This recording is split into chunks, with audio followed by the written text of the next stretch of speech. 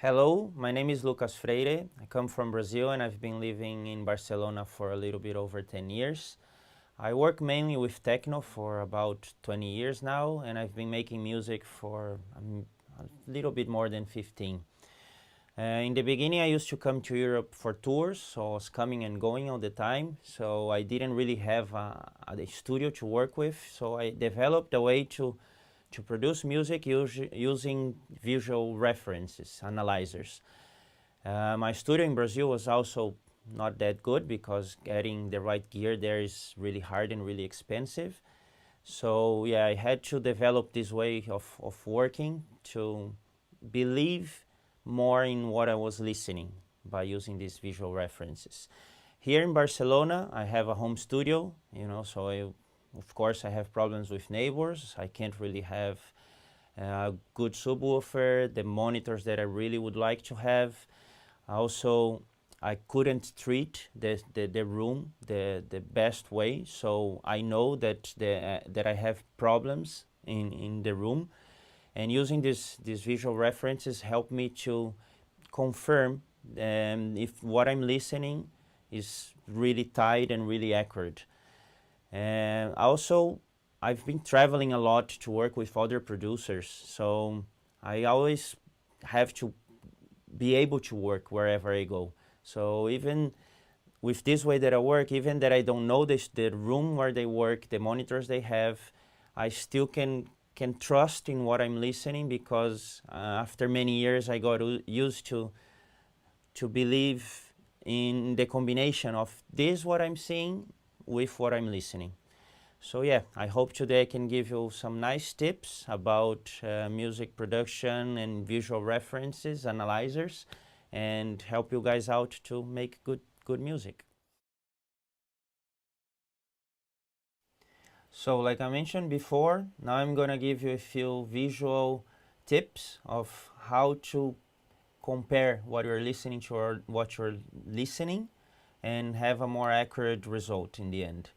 I'm gonna show you everything on Ableton Live because it's the software that I use the most. I create on it.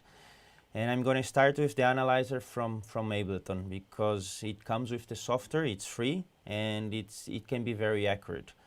So on here, I use a master preset, so I have the graphics very fast and very accurate. I can see the transients really quick, which is good. There are two ways that I use this one. Logarithm, so I have the frequency range here, and you can always also change here on the scale X to semitones. Why I'm showing this to you guys? So here on the octaves, it divides on 12 semitones. So if at any moment you're using a sound that you don't know the key of it, you can always find the key here, right? You can have C major, D, etc.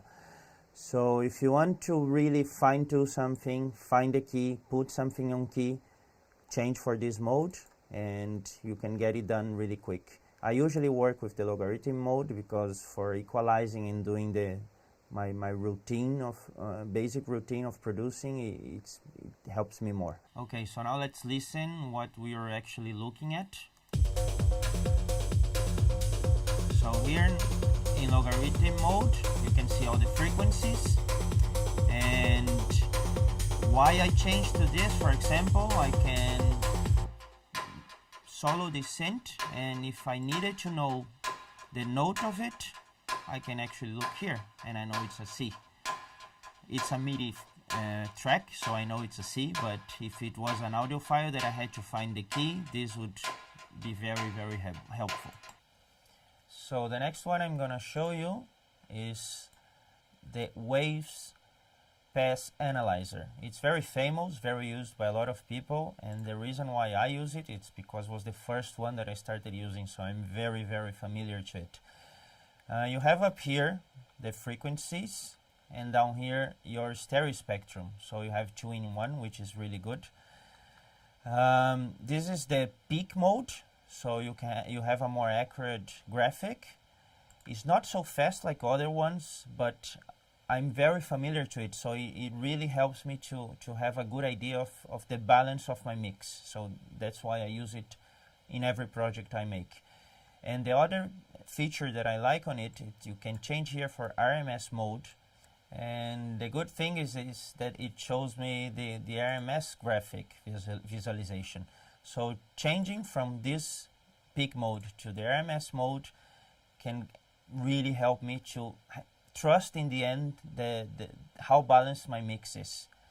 And the stereo visualizer here, of course, helps to prevent phasing, anti-phasing, and also to try balancing my track in the whole stereo spectrum range that it gives me. So yes, that's it for the pass analyzer. The other one that I like to use is actually an equalizer. It's the FabFilter Q2. It has a very, very, very good graphic analyzer behind it. You can, of course, not have this feature, but I always leave it on. I actually leave one on my master channel, so I can use it as an analyzer, not an equalizer at all. Here on the analyzer, I leave it on 90 decibels, high and fast, so I can have a very quick response and very accurate visualization of what I'm listening. I like a lot this piano row here in the bottom, and I use it the same way I showed you how to use the Ableton analyzer to find the key. I use this one. So yeah, again, if I solo, for example, that synth that I soloed before, and I don't know which note this is, I can double click on it and I can go check, and I know it's a C. So it really helps me to get all the sounds on the same key, on the same tone, and have my track sounding in harmony. And yes, also another good thing about it is when I use it as an equalizer, as many other equalizers, it has this graphic response, but this one is quick and accurate, so I can really do fine EQing, fine tuning, and without having to use another analyzer after it. So it's all in one. The other one that I want to mention is the Voxengo Span, and one of the reasons why I want to show it, it's because it's free. So you can download for free and start using it anytime. You can set it up many different ways. You have presets, you have how to change the visualization of it. I leave it on default, which is actually very rude and robust. And why I like to leave this way, it's because it doesn't give me such accurate graphic, so it's slower, and I can see more a general idea of how my mix is sounding. For the more accurate, I have the other ones that are working quicker and with a faster response. And this one, I just like to leave it there to have this more raw visualization. I also like the RMS result that it gives. You can always reset it at any time, and it gives you a value of the piece of the track that you are listening at that moment. So when I'm mastering especially, I use a lot this feature. And last but not least, I want to show you guys the Brainworks BX meter. It's a level meter, so it doesn't have any graphics about the frequencies at all. It just gives you the levels of the track. It has peak, RMS, and also the dynamics of the track. So these are the three most important things that you can consider when adjusting the levels of your tune. I like to use this one because it's really precise and really accurate. And why I use this is because I can make sure that the track is sounding in the industry standard, so it's not too low, not too loud, and I can make sure that I didn't compress it too much, killing the dynamics of the track. So it's just a tool that I use always in the end of my chain of these visualizing plugins, to make sure that the mix is correct, not only on the frequencies but also on the levels. And yeah, that's it. That's how I make sure that what I'm listening is accurate, because I always double check with these analyzers, and this way my little studio doesn't fool me, or if I'm somebody else's studio that I don't know the sound, I can also believe and trust in what I'm listening. So that's it. I hope it helped. So now I want to show you a little bit how I use these visual plugins, these analyzers, to help me how to divide the sounds on the mix. So I make sure nothing is collapsing, overlapping, and this way I can have a homogenic mix, completely full on the spectrum, but without having anything zooming or canceling. And the way I do it, usually for each sound, I try to analyze it. So my kick drums, everything, I always put usually the Fab Filter Pro K2, because besides being a good equalizer, it gives me the graphic response. So for example, yeah, for the bass, for the kick, only thing I'm cutting here is the extreme low, because this is not gonna even sound on a club or festival, and it helps me to get away of this rumble ball of bass thing that is not needed in any mix. So if we go here, it's a little snare pattern that I did. I also added a Fab filter, and you can see that I freed all the low range.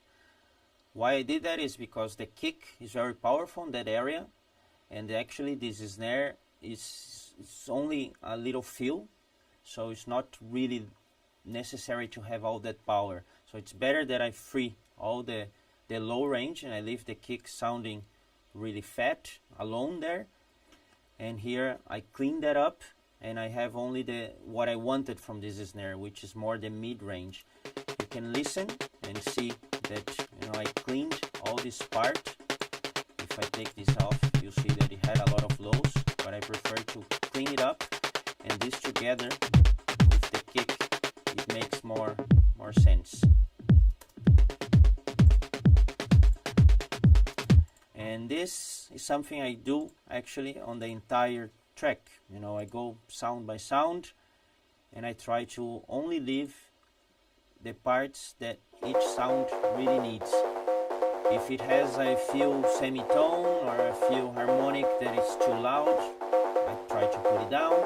If I need some area that I need a little bit more, I bring it up.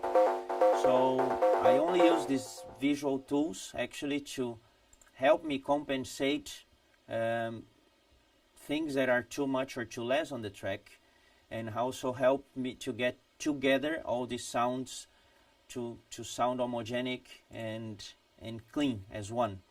Here is a hi-hat, so you can see that I cleaned all the lows and a lot of the mids, so when it sounds, we can actually,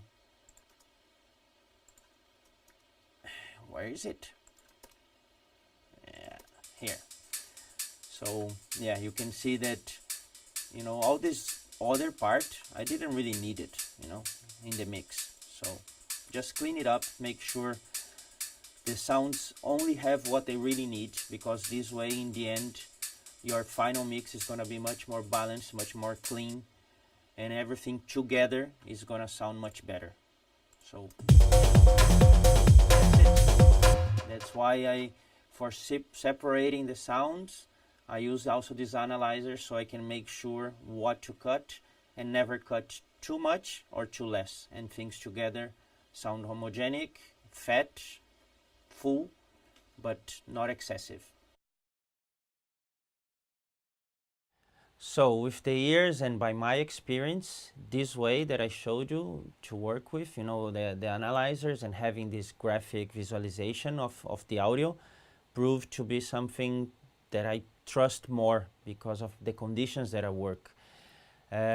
Nobody, I don't know one producer that has the studio that they want to have. So just work with what you have, not with what you want to have.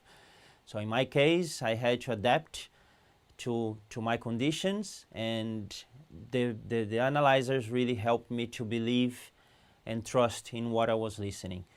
Another thing that I used to do a lot more in the past than now, but I still do, is to double check my mix that I did on the monitors and in the studio on my headphones.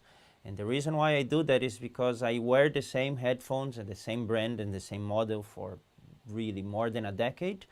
So I really know the sound they have. And for many years, it was the only monitoring I had. You know, I was traveling a lot and working on the go, so I could only work on the headphones.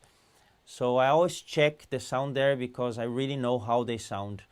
Don't use only that, or try not to use only that if you can, because of course on the headphones you don't have any low range, you don't have any subs, and the sound of the headphones, they are very specific. They change from brand to brand, and sometimes you make the mistake to seek that sound in the studio that you have on the headphones, and you can't really reach that. So I always try to use analyzers to double check that and don't make this mistake. And yeah, the last thing I want to say is that in the end, you have to trust your ears more than your eyes in music. You know, we are talking about music here. So trust your ears. Sometimes my analyzers show me that I'm doing something that is not really correct, but I just press play. I like what I listen and I leave it. You know, like really trust your ears much more than you trust your eyes. And yeah, just have fun making music, make the best out of it, and enjoy the process.